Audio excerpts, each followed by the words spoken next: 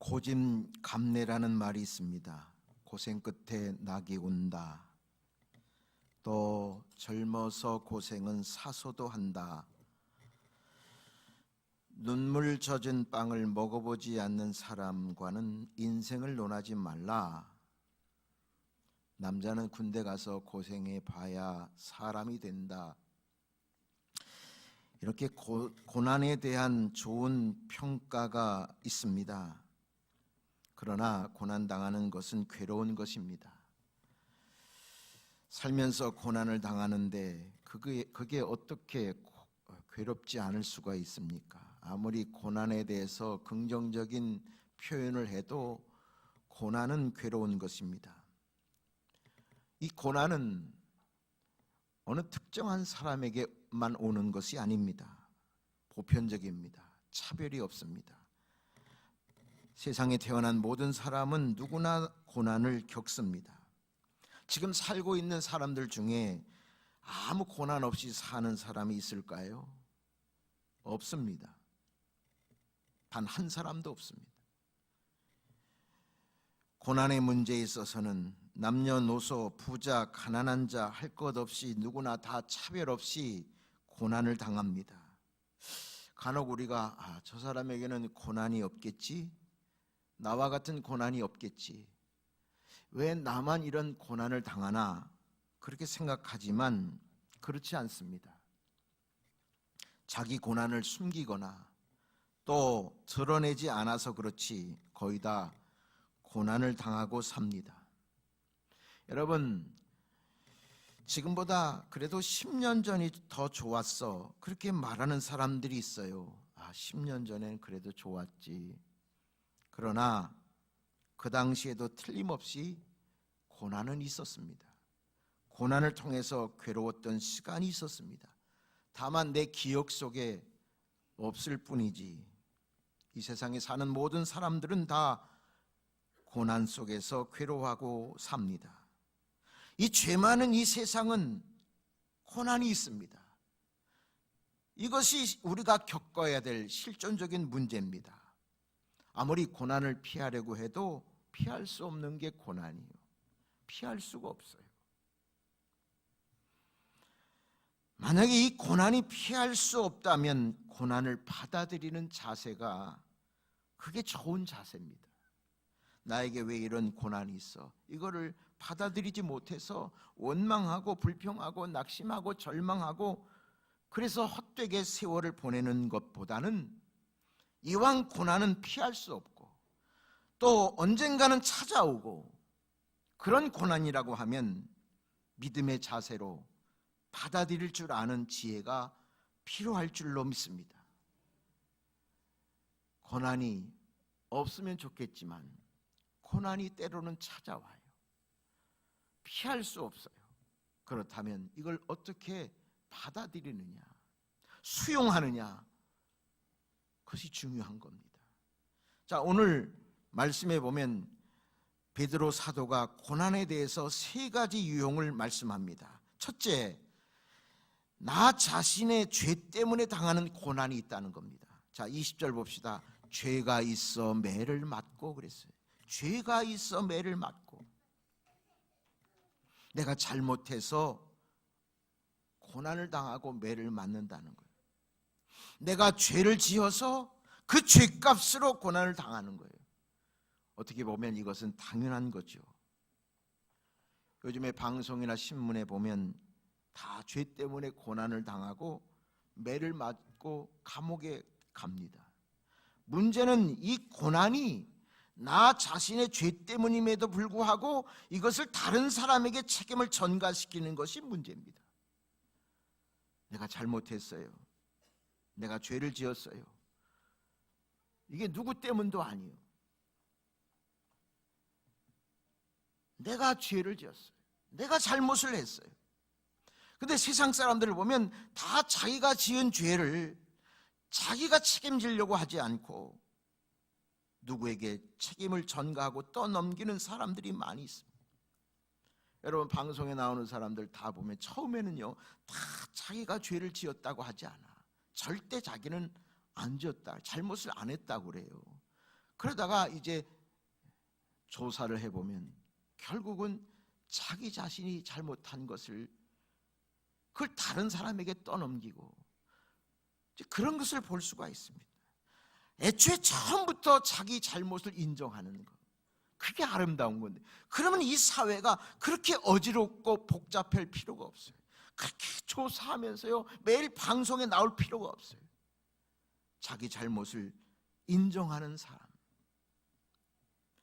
우리 성도는 그런 사람이 돼야 돼요. 내가 지은 죄를, 내 잘못을 인정하고 잘못의 원인은 내게 있다고 하는 것을 내가 나 자신을 살피면서 나를 인정하고 그것을 회개하는 사람, 그것이 하나님 보시기에 좋은 사람. 여러분, 우리가 얼마나 그 많은 일 가운데 내가 잘못한 일이 얼마나 많이 있어요. 내가 잘못한 일이 없어요? 내가 잘못해서 일을 그르친 일들이 얼마나 많이 있습니까? 어느 가정에요, 부부가 결혼한 지 7년 만에 이혼을 결심했어요. 이 부인이 이제 이혼해야 되겠다, 너무 힘들어. 그래서 그래도 우리 부부를 주례하신 목사님을 찾아가서 그래도 말씀드리고 인사라도 하고 그리고 헤어지자, 그런 마음으로 목사님을 찾아갔어요. 목사님이 그 부인에게 물어봤습니다. 당신 연애 결혼한 것 같은데 그때도 그 남자가 그렇게 나쁜 사람이고 죽일 사람이냐? 그렇게 물어봤더니 아니요, 그때는 참 좋은 사람이에요. 믿을 만한 사람이었고요. 그래서 그렇게 좋은 사람이어서 내가 집안의 반대를 뿌리치고 내가 결혼했습니다. 그래요? 그러면 당신의 인생을 맡길 만큼 그렇게 믿음직스럽고 좋은 남편이 만약에 당신과 7년 동안 그렇게 살았는데 7년 동안 그 좋은 사람이 7년 동안 살다가 나쁜 사람으로 그렇게 변했다면 당신에게는 하나도 책임이 없는 겁니까? 그렇게 물어봤어요.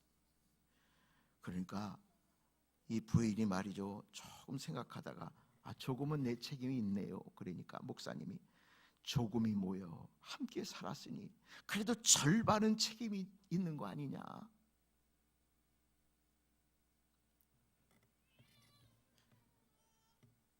그러니까 그러네요, 절반은 나에게도 책임이 있네요. 그래요? 그러면 나머지 절반은 믿음으로 채워가면서 사세요. 그랬대요. 눈 좀 뜨세요. 그래서 돌아가서 어떻게 사셨겠어요? 잘 사셨대요.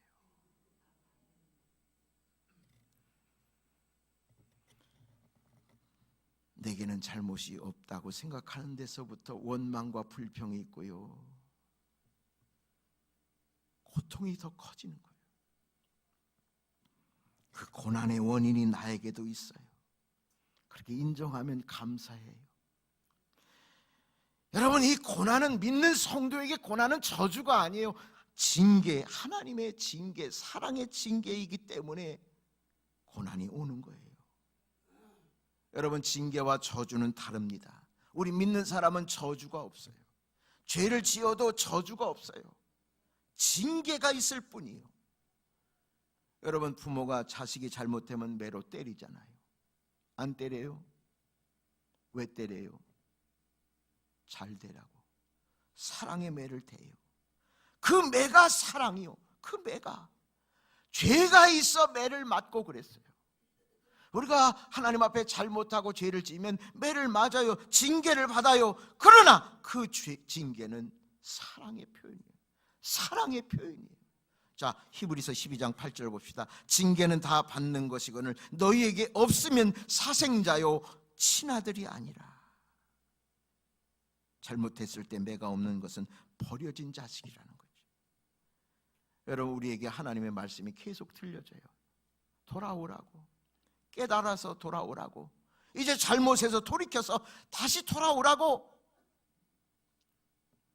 그런데 돌아오지 않을 때 마지막으로 우리 주님이 징계의 매를 들 수밖에 없는 거예요. 그래서 징계가 내려질 때 곧 회개하는 게 중요해요. 여러분, 회개했다고 죄가 없어지는 게 아니에요. 형벌이 없어지는 게 아니에요. 그러나 회개하며 돌아올 때 이 죄를 간절히 회개하고 그러면 형벌을 내가 받기는 받지만, 그러나 그 이후에 하나님께서 축복으로 인도하신다는 걸 믿기 때문에 우리가 회개를 하는 겁니다. 내가 잘못을 고백하는 순간에 여러분들이 회개하면서 하나님, 이 죄 때문에 오는 어떠한 벌이라도 나는 감사함으로 받겠습니다, 이렇게 고백하는 자세로 나왔을 때 무조건적으로 하나님 앞에 항복했을 때 하나님은 그 징계를 통해서 축복으로 바꿔주신다는 거죠. 고난을 축복으로 바꿔주신다는 거예요. 여러분, 죄를 지으면요 죄값을 받아요. 다윗도 그랬고요, 받아요. 그러나 그것이 저주가 아니라, 그것이 고난으로 계속 가는 것이 아니라, 그 고난이, 징계가 축복으로 바뀌어진다는 거예요. 제가 어느 교회 또 하나 말씀을 드리면, 집사님이 계셨는데 큰 사업을 하다가 그냥 다 폭삭망했어요. 사업을 하다가 부도가 나고 하루아침에 길에 나앉게 생겼어요. 식구들도 뿔뿔이 흩어졌어요.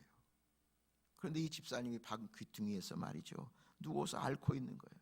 울고 맨날 울죠. 그러니까 눈이 퉁퉁 부어 있고요. 목사님이 찾아갔어요. 찾아가서 무슨 말로 위로를 해야 할지 막막해서 답답한 심정으로 그냥 가만히 한참 있으니까 이 집사님이 오히려 눈물을 흘리면서 목사님을 위로하는 거예요. 목사님, 너무 염려하지 마세요. 목사님, 제가 어떤 인간인지 모르실 겁니다.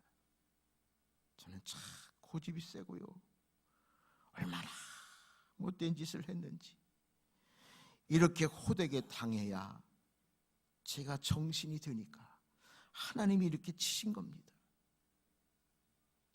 목사님, 염려하지 마세요. 지금 이렇게 슬프지만 우는 가운데, 고난당하는 가운데, 징계받는 가운데 내가 하나님을 좀 알 것 같습니다. 그렇게 회개를 하더라는 거예요. 그러면서 그 집사님이 산비탈 어느 조그만 집으로 이사를 갔어요. 거기서 닭을 몇 마리 기르면서요, 그렇게 살다가 그 산비탈에 교회를 세웠어요. 그리고 장로님이 되셨어요.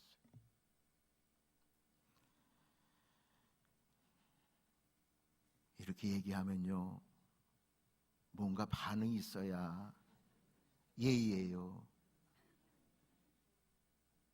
잘 됐어요.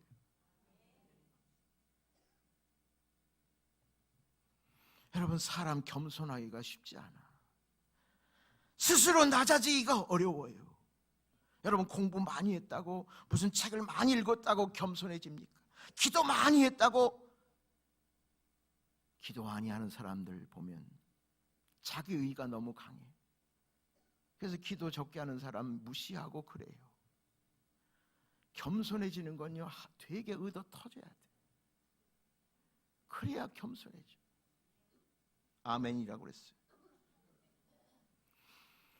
여러분, 징계는요, 하나님께 돌아오게 하고 겸손하게 하고 순종하게 하고 믿음이 순수하게 하기 위해서 하나님께서 어쩔 수 없이 내리는 매거든요. 그래서 죄가 있어 매를 맞고, 우리가 죄가 있어요, 범죄를 저질렀어요, 잘못을 했어요, 그러면요, 여러분, 징벌을 받으세요. 그리고 다시 돌아와서, 여러분, 우리가 이 벌을 죄를 짓고도 말이죠, 미적미적하고 돌아오지 않고 그러면 하나님이 할 수 없어.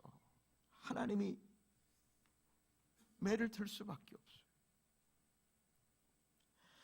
저것이 하나님이 꼭 해야 될 사명인데 하지 않을 때 하나님이 정신 차리게 해요. 좀 이것 좀 하시라고. 하셔야 됩니다.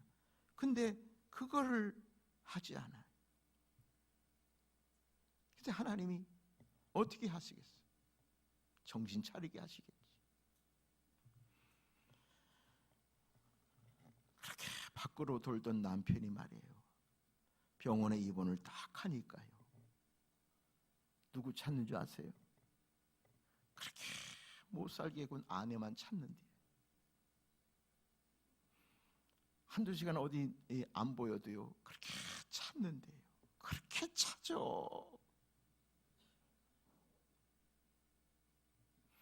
지금은 여러분 괜찮을 것 같지만요, 아내의 소중함을 남편들은 아실지어다.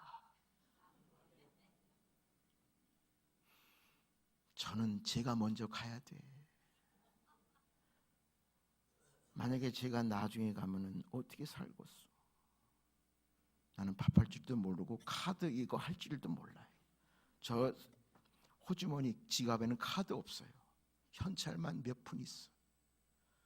다 저 양반이 갖고 계셔. 나는 거지고 저분은 재벌이요. 그러니 내가 어떻게 먼저 가야지. 나중 가면 나 어떻게 사는지 모르겠어. 여러분, 징계를 통해서 사람이 깨닫는다니까. 아내의 사랑을 깨닫는다니까요.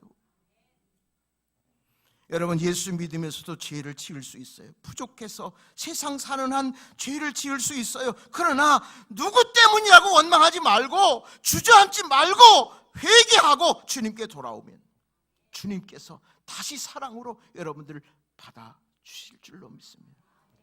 집을 나간 자요 어서와 돌아와, 어서와 돌아오라.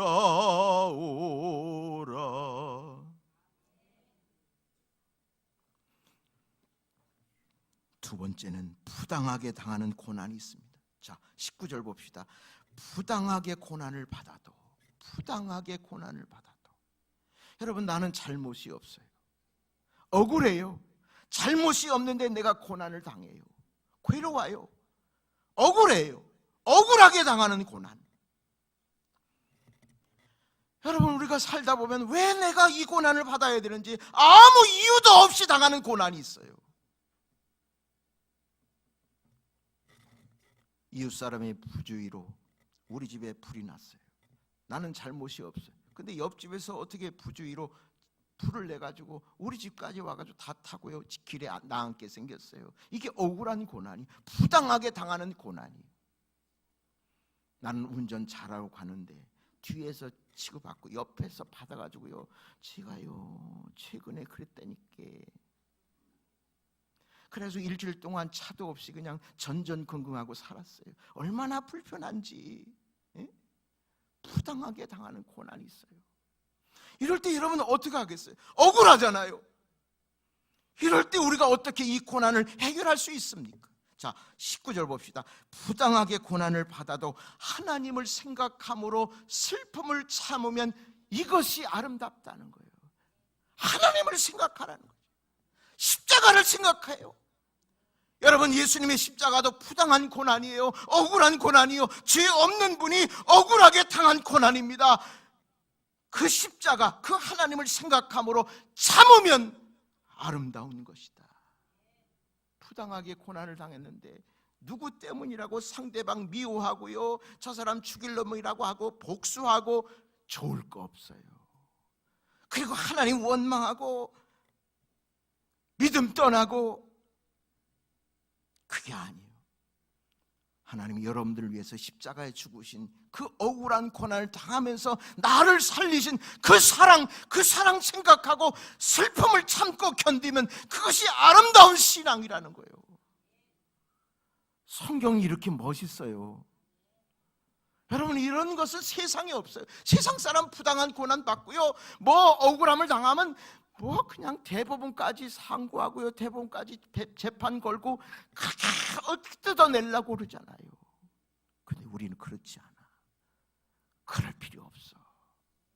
그렇다고 재벌되는 것도 아니고 그냥 하나님 생각하고 참아요. 아멘. 하나님 생각해봐요. 여러분들이 어떻게 죄와 허물로 죽었어야 될 여러분들을 부당한 고난을 당해서 예수님으로 말미암아 여러분들이 살아났잖아요. 그거 생각하고 참고 그렇게 해서 말이죠, 아름답게 사셔야지. 꼭 안갚음을 해야 속 시원하겠어요? 유대인들의 기도문 중에 이런 기도 내용이 있다고 합니다. 하나님, 저로서는 도저히 납득이 가지 않습니다. 그런 일이지만 하나님께서 뜻이 있음을 믿고 원망하지 않고 하나님을 찬양합니다. 유대인들의 기도예요. 근데 이 기도가요, 어떤 배경이냐 하면 독일 히틀러가요 600만 명 유대인들을 학살할 때 만들어진 기도문이에요. 여러분, 이런 기도 할 수 있어요? 600만 명이 죽었어요. 이 엄청난 일이 일어났는데도 불구하고 이게 억울하죠. 부당하죠. 하나님 원망해도 괜찮아요. 원망해도 아무 근거 이유 없지만, 그러나 이 기도를 보면 얼마나 하나님 원망하지 않고요, 오히려 하나님을 찬양한대.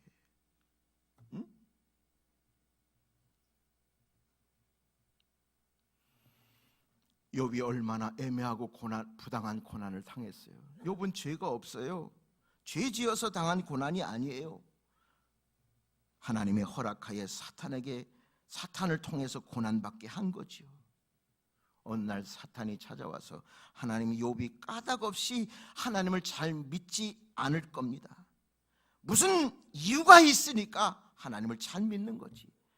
하나님, 그의 소유물 내가 다 빼앗을 테니까, 다 빼앗으면 알거지 되면 틀림없이 하나님 욕할 겁니다. 그게 사탄의 전략이에요. 그래서 그러면 내가 한번 네 마음대로 해봐라. 그래서 하나님의 허락하에 욥을 시험하고 고난을 준 게 욥의 고난 아닙니까? 여러분, 욥의 입장에서 볼 때는 얼마나 억울해요. 죄도 안 지었는데, 죄 지은 것도 없는데, 하나님 잘 믿고 있는데 왜 이 고난이 오냐 말이지. 근데 욥은요, 이 고난에 대한 자세가 한번 봅시다. 자, 욥기 23장 8절 9절. 그런데 내가 앞으로 가도 그가 아니 계시고 뒤로 가도 보이지 아니하며, 그가 왼쪽에서 일하시나 내가 만날 수 없고 그가 오른쪽에 돌이키시나 배울 수 없구나. 그러나 내가 가는 길을 그가 아시나니 그가 나를 단련하신 후에는 내가 순금이 되어 나오리라.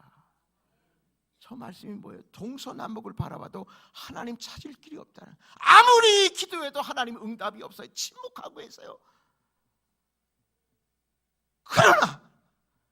그러나 오직 한 가지 아는 것은 내가 가는 길을 주님이 아신다. 그가 나를 단련하신 후에는 내가 순금같이 정금 같은 믿음으로 내가 나오게 하기 위해서 하나님께서 이 고난을 주신 것이다. 그렇게 하나님의 뜻을 알고 나니까 감사가 넘친다는 거예요. 감사가. 그래서 욥의 신앙 속에는 원망이 없어요. 원망. 고난 속에 하나님의 뜻이 있음을 믿고 하나님의 사랑이 있음을 믿고, 억울한 고난, 부당히 당하는 고난 속에서도 원망하지 않고 감사하고 하나님의 뜻을 기다렸단 말이에요. 우리 그리스도인은 이런 고난에 대한 그 대처법이 이렇게 돼야 되지 않겠습니까? 세상과는 달라야죠. 하나님의 뜻이 분명히 있어요. 여기 고난 당하시는 분들 용기 내고 힘내세요. 하나님의 뜻이 분명히 있어요. 그 뜻이 분명히 나타날 겁니다. 그 이후에는 고난이 지나갈 겁니다. 그 고난이 축복으로 바뀔 줄로 믿습니다. 그 믿음을 가지고 예수 믿어야죠. 이왕에 이렇게 교회 나오시고 기도하고 헌금 내고 봉사하고 이 수고에 대한 보답이 여러분 있어요. 분명히. 그냥 다니지 마세요. 그냥 왔다 갔다 하지 마세요. 믿음을 가지세요. 믿음을. 내가 믿는 하나님에 대한 자부심을 가지세요. 그렇게 사셔야 돼요. 마지막으로 선한 고난이 있습니다. 자, 20절 봅시다. 그러나 선을 행함으로 고난을 받고, 선을 행하는데 고난이 있어요. 그걸 참으면 이는 하나님 앞에 아름답다. 여러분, 선한 고난은 자원하는 고난이에요. 내가 의식적으로 당하는 고난이요, 불가피하게 당한 고난이 아니라 내가 스스로 찾아가는 거예요. 그 고난을 찾아서 하는 거예요. 스스로 자원해서 당하는 고난이요. 그래서 값진 것이고, 그래서 거룩한 것이에요. 그것이 예수님이 당한 십자가의 고난이고, 이 고난이 오늘날 그리스도인들이 겪어야 될 고난이란 말이에요. 여러분, 십자가 지는 고난은 스스로 자원하는 고난이에요. 예수님이 스스로 골고다 언덕에 올라가셨어요. 자, 24절 봅시다. 친히 나무에 달려 그 몸으로 우리 죄를 담당하셨으니, 친히 나무에 달렸어요. 예수님이 친히 스스로 온 인류의 죄를 사하시는 그 사랑 한 가지만 생각하시고 예수님은 자원해서 십자가의 나무에 달리셨습니다. 피하려고 하지 않았어요. 얼마든지 피할 수 있어요. 빌라도 법정에서 변론만 잘했더라면 피할 수도 있었어요. 그러나 예수님은 아무 말씀하지 않았어요. 십자가에서도 아무 말씀하지 않았어요. 그분이 무능해서 무기력해서가 아니에요. 하나님의 뜻을 이루기 위해서, 여러분들을 구원하시기 위해서 그 사랑 한 가지만 생각하고 예수님은 자원해서 그 선한 고난을 감당한 줄로 믿습니다. 그리고 나서 21절 봅시다. 이를 위하여 너희가 부르심을 받았다. 그리스도도 너희를 위하여 고난을 받으사 너희에게 본을 끼쳐 그 자취를 따라오게 하려 하셨느니라. 여러분들을 왜 하나님이 부르셨습니까? 그리스도도 너희를 위하여 고난을 받았으니 너희도 그 본을 받아서, 본을 끼쳐서 그 자취, 그 고난의 십자가, 그 자취를 따르게 하시려고, 다시 말하면 여러분들을 십자가의 제자 삼으시려고 주님께서 먼저 본을 보여주셨단 말이에요. 그러므로 여러분들이 부르심을 받았으면 그 십자가에 따르는, 십자가의 고난을 따를 수 있는 제자로 살아야 된다는 거죠.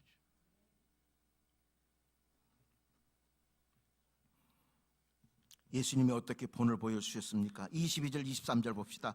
그는 죄를 범하지 아니하시고 그 입에 거짓도 없으시며 욕을 당하시되 맞대어 욕하지 않으시고 고난을 당하시되 위협하지 아니하시고 오직 공의로 심판하는 이에게 부탁하시며. 예수님은 입에 거짓이 없어요. 욕을 당하셨어요. 맞대어 욕하지 않으셨어요. 고난을 당하시되 위협하지 않았어요. 그냥 하나님의 심판에 맡기고 당신은 그냥 참고 고난을 그냥 받으신 거예요. 끝까지. 이게 고난을 대하는 자세예요. 고난을 이기는 비결이에요. 우리가 주의 일을 할 때 많은 고난이 있습니다. 그것은 우리가 주님이 보여주신 그 본을 따라서 가는 거예요. 주의 일을 하는데 왜 고난이 없어요? 왜 오해가 없어요? 왜 억울함이 없어요? 왜 많아요? 그러나 그것은 주님이 가는 고난의 그 발자취를 따르는 제자들의 몫이에요. 어떻게 하라고요? 참으라고.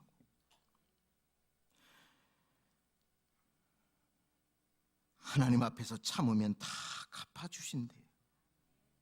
내가 참아야 문제가 해결이 돼요.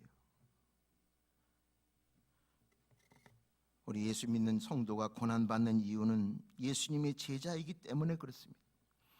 자, 요한복음 15장 18절을 봅시다. 세상이 너희를 미워하면 너희보다 먼저 나를 미워한 줄 알아라.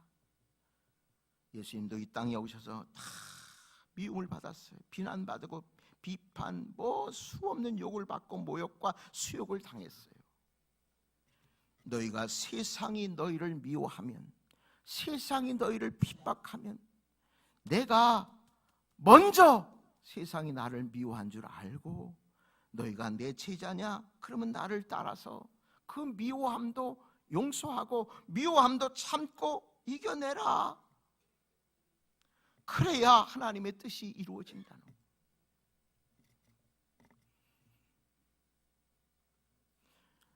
여러분, 예수 잘 믿으면 믿을수록요, 세상이 나를 미워해요, 나를 반대해요, 나를 멀리해요. 예수님이 그랬어요. 대충 믿어보세요. 적당하게 세상과 타협하면요, 세상 사람들이 가까이 올 수는 있지만 여러분들을 그리스도의 제자로, 성도로는 인정 안 해. 인정 안 해요. 겉으로는 즐겁게 잘 놀지만 말이에요, 인정은 안 합니다. 그게 더 부끄러운 거야. 그게 더 부끄러운 거야. 같이 어울리기는 하는데 인정을 안 해줘요. 그러나 내가 그리스도인답게 살면 그분이 나를 좀 멀리는 할 수 있어도 저 사람은 예수 믿는 사람 맞아, 진짜 맞아, 믿으려면 저렇게 믿어야지. 인정한다니까요. 사람이 인정하면 하나님도 인정하세요.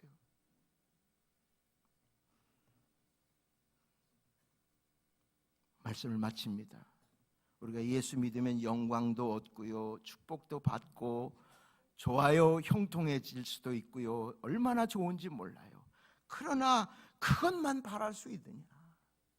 그것만 바라고 예수 믿을 수 있느냐? 여러분, 예수님의 제자들은요, 세상 출세 영광을 기대하고 따르다가 마지막에 예수님이 십자가에 죽으러 가시니까 다 뿔뿔이 흩어지고요, 배반하고 의심하고 부인하고 팔아먹고 그랬어요. 우리는 그러지는 말아야지. 그러지는 말아야지. 예수 믿으면 건강도 얻을 수 있고요, 물질의 복도 받을 수 있고 삶의 형통도 할 수 있어요. 그러나 그것만 바라고 예수 믿어서는 되겠냐고 말이에요. 그것만 바라고. 주님이 나에게 맡겨준 십자가, 차원에서 내가 당하는 고난, 주님이 그 길을 가셨으면 나도 그 길을 따라가야지. 그 믿음을 가지고 자천해서 십자가를 지는 그런 신앙, 그런 마음도 좀 있어야 되지 않겠어요? 그래야 제자 아닙니까? 그래야. 그러면 하나님이 얼마나 기뻐하시겠어요? 참 기쁜 마음으로 십자가 지라. 내가 기쁘게 십자가 지고 가면 슬픈 마음이 위로받는다. 여러분들의 가정에서, 직장, 회사에서 여러분들 스스로 차원에서 복음을 위해서 십자가도 질 수 있는 그런 여러분들의 신앙이 되시기를 축복합니다. 로마서 8장 17절 18절, 자녀이면 또한 상속자 곧 하나님의 상속자요, 그리스도와 함께한 상속자니 우리가 그와 함께 영광을 받기 위하여 고난도 함께 받아야 할 것이니라. 생각하건대 현재의 고난은 장차 우리에게 나타날 영광과 비교할 수 없도다. 저게 사도 바울의 고백이에요. 생각해 보세요. 지금 현재의 고난이 아무리 심하고 힘들다고 할지라도 앞으로 우리에게 나타날 영광에 비하면 아무것도 아니라는 거예요. 우리에게 나타날 영광을 위해서 여러분들이 십자가 복음을 위해서 당하는 고난 피하지 말고 차원에서 나도 동참하는, 그래서 그 십자가가 더 빛나고 예수님의 십자가도 그 남은 고난을 나도 함께 짊어지고 가는 진정한 그리스도인의 제자들이 다 되실 수 있기를 간절히 축복합니다. 찬양하겠습니다.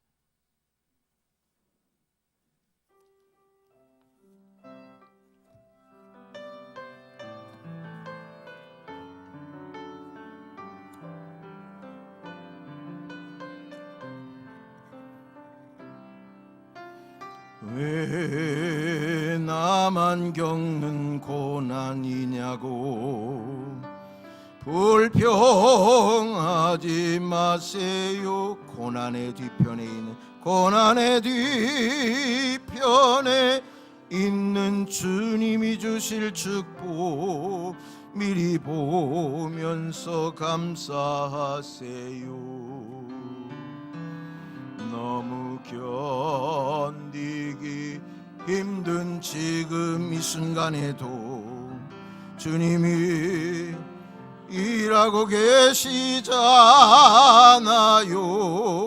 남들은 지쳐 앉아 있을지라도 당신만은 일어서세요. 힘을 내세요.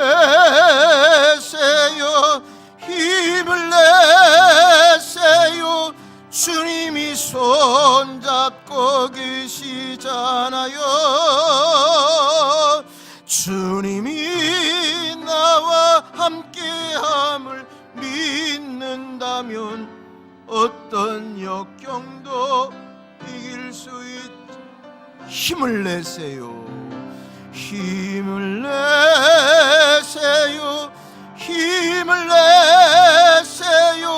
주님이 손잡고 계시잖아요.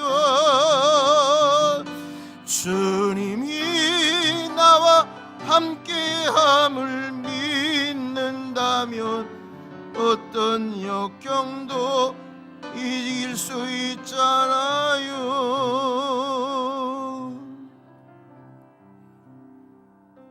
힘을 내세요. 주님이 손잡고 계시잖아요. 하나님, 세상에는 고난이 있습니다. 피할 수 없습니다. 믿음으로 받아들여야 됩니다. 여기 모인 모든 성도들 당한 고난이 있습니다. 고난 중에 있습니다. 아프고 괴롭고 견딜 수 없습니다. 하나님, 그 고난을 이길 수 있는 십자가의 능력을 부어주시기를 원합니다. 십자가만이 내 고난을 이길 수 있습니다. 나를 위해 십자가에 죽으신 그 십자가 예수 그리스도의 능력만이 고난을 이길 수 있습니다. 부당하게 당해도, 억울하게 당해도, 죄를 지어서 매를 맞아도 참고 인내하고 하나님 생각하고 고난을 이기게 하시고 믿음으로 승리하게 하시고 자원에서 받은 예수님의 십자가의 그 고난의 그 발자취를 따라 우리도 예수님의 제자로서 내게 주어진 고난 자원에서 감사함으로 기쁨으로 감당하는 우리 성도들이 되게 하여 주옵소서. 그래서 우리 고난의 그 감당을 통하여 하나님의 뜻이 이 땅에 이루어지게 하시고 하나님의 영광이 이 땅에 보여지는 놀라운 주님의 역사가 이루어지게 하여 주옵소서. 이제는 우리 주님 예수 그리스도의 은혜와 아버지 하나님의 큰 사랑과 성령님의 교통하심이 우리 가운데 성도들 가정과 자녀들 위해 이제로부터 영원토록 함께해 주시기를 간절히 축원하옵나이다. 아멘.